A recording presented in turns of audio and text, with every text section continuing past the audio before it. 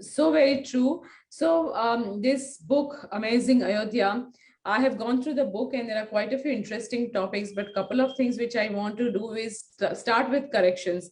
So as you said that you found quite a few things which were not correct, or they were diluted or they were changed to the new word. So give us some examples which you have cited in your book, that what things, what kind of errors you found, and then we'll go on to the next topic. So this is the importance of learning Sanskrit, especially vocabulary and etymology.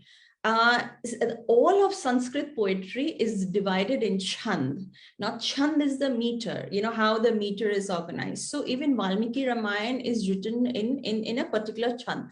Now, wherever there is, a change, the verse sounds funny, or it doesn't mean, or the context is not set.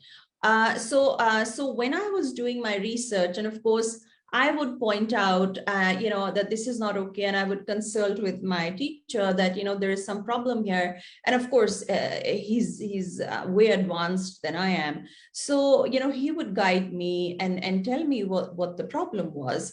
So there are 2 or 3 things that I've, marked in my book, Amazing Ayodhya, wherein I actually found that there were problems and I've actually corrected them. And the reason I've corrected them is that the coming generation is able to, understand, what is wrong. Because if you keep reading the English translations, sooner or later, you're bound to make mistakes. Also, English translations are sometimes senseless, absolutely senseless. So I would read English translation and my reaction was, iska na sar na pair baith raha hai. Like kahan sar hai, kahan pair hai? I would not understand anything. So there are 2 or 3 corrections I've marked in the book. The first correction that I have marked in the book is actually in the transliteration. So pronunciation is and transliteration is one place that we go wrong. And on, so if somebody opens the transliteration page, I have marked out that there are 2, letters, which we pronounce wrongly, even modern day, and even a lot of educated people make these mistakes. There is the consonant ia. It's called ia. Okay, so we make that mistake. And it's sometimes written as JNA, and this mistake has been made in the transliteration guides and in pronunciation as well. So this is one. The second is the conjunct jia. So ia as a constant is na and ya. So it becomes, I don't want to get into the, how it was formed. So the correct pronunciation is ia, and then the conjunction is jia. And jia is, people say gear, and it's wrong because it's jia. So it's not yagya, it's yajya. Because but it's usually we say yagya. Yes. So that's now. Or yeah. we say yagna. Yeah. So it's yajya. And I try and, so because I also have been brought up in the same environment with the same pronunciation, even for me to remember to say it like this sometimes gets difficult.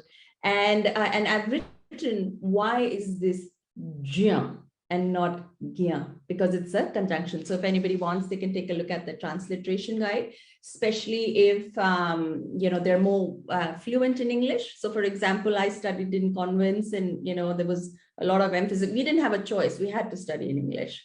So I also used to make these mistakes. So I've corrected it for people like me.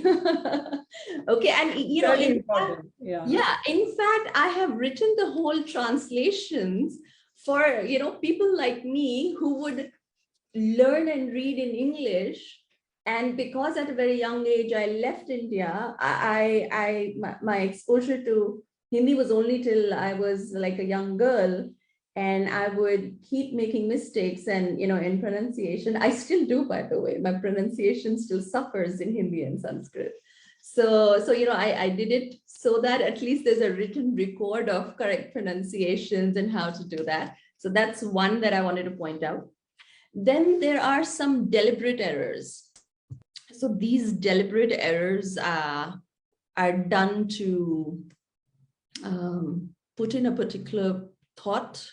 And if you are not very well versed with Sanskrit, and Sanskrit, how Chand is composed or the logic behind it, if you don't have knowledge, then you can fall prey to the misinterpretations.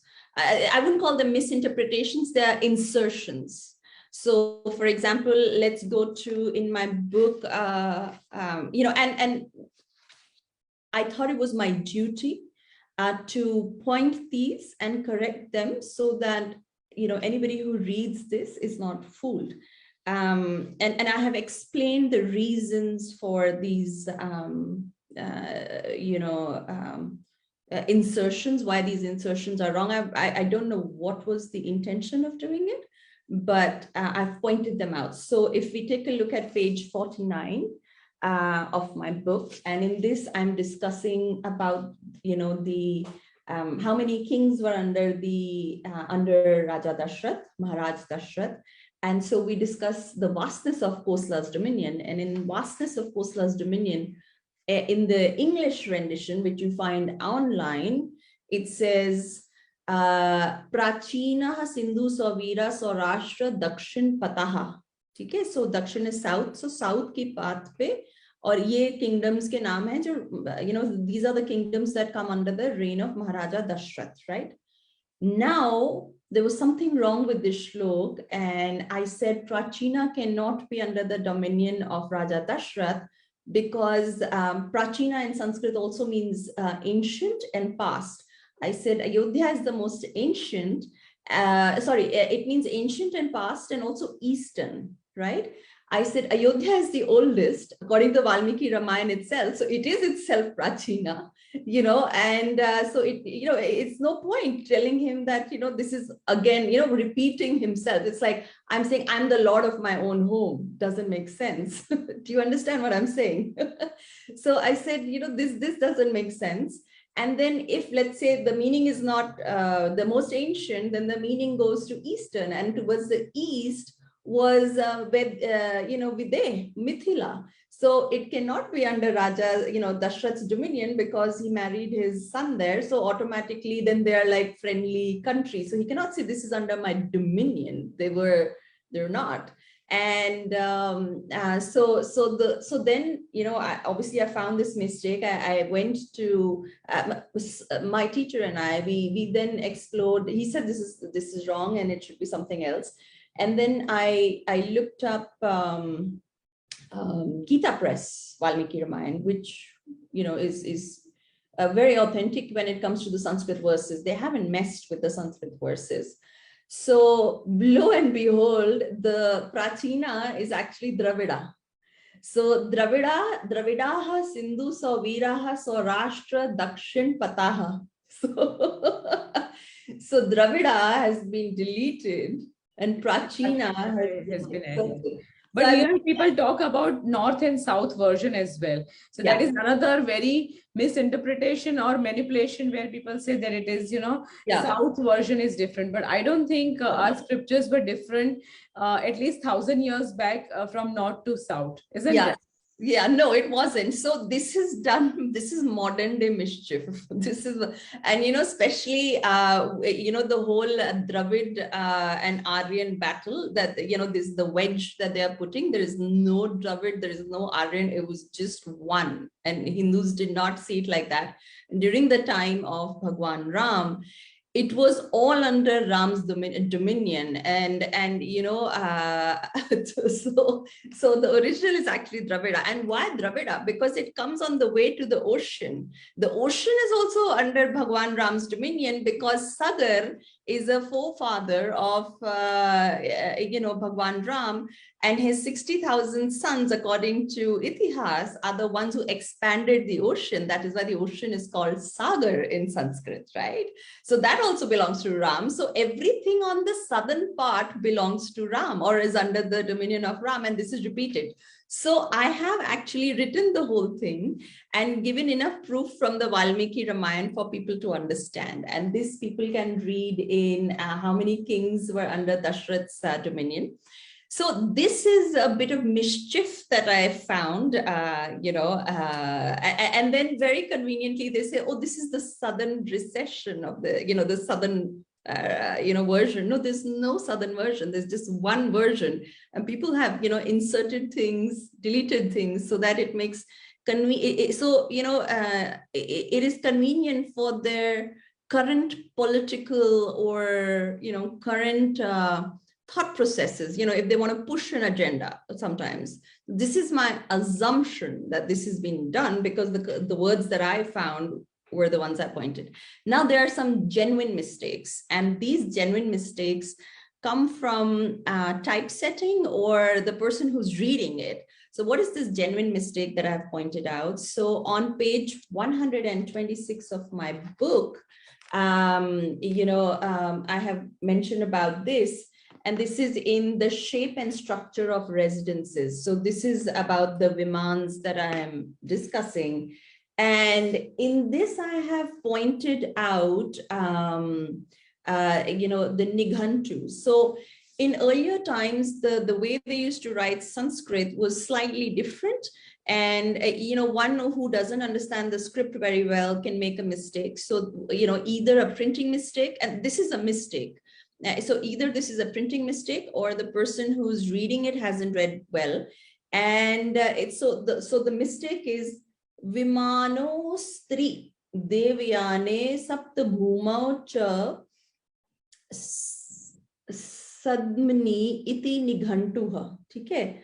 And so the problem is that Asti, the way Asti is written in ancient times and today are different. So instead of writing instead of reading it Asti and noting it as Asti, it's written as Tri. So there is this mistake, and they're both very similar in the way ancient, a few hundred years ago people used to write. And so I've written here, corrected it and said Vimanaha asti devyane saptabhume, etc., etc. So I have actually corrected that. So there are these little mistakes, and this you can only find out or know once you know the language. And another thing, I mean, of course, in my book, I couldn't write everything that I found was wrong.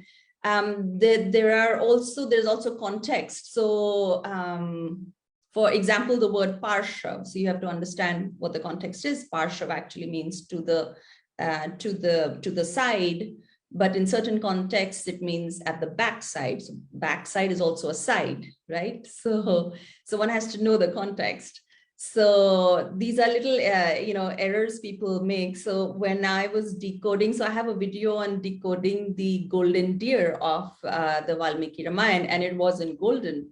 So it says on the parshav, it has this color, but the parshav they're talking about is the backside, because deers on the backside have a particular mark. So if anybody's interested, they can actually go take a look at, decoding the golden deer and know that it wasn't, a golden. It wasn't a golden deer. It wasn't a golden deer. So, I haven't gone to the detail of the errors that I've seen in English translations. And then, there's small errors, and, the context is mistaken. So I try and correct them.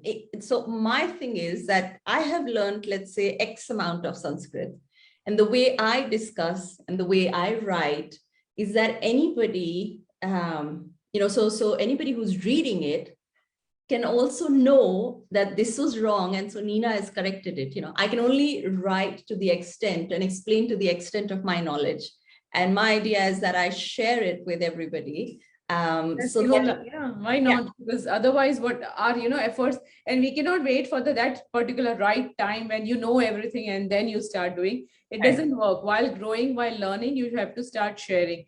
I mean, I have come across this idea very well.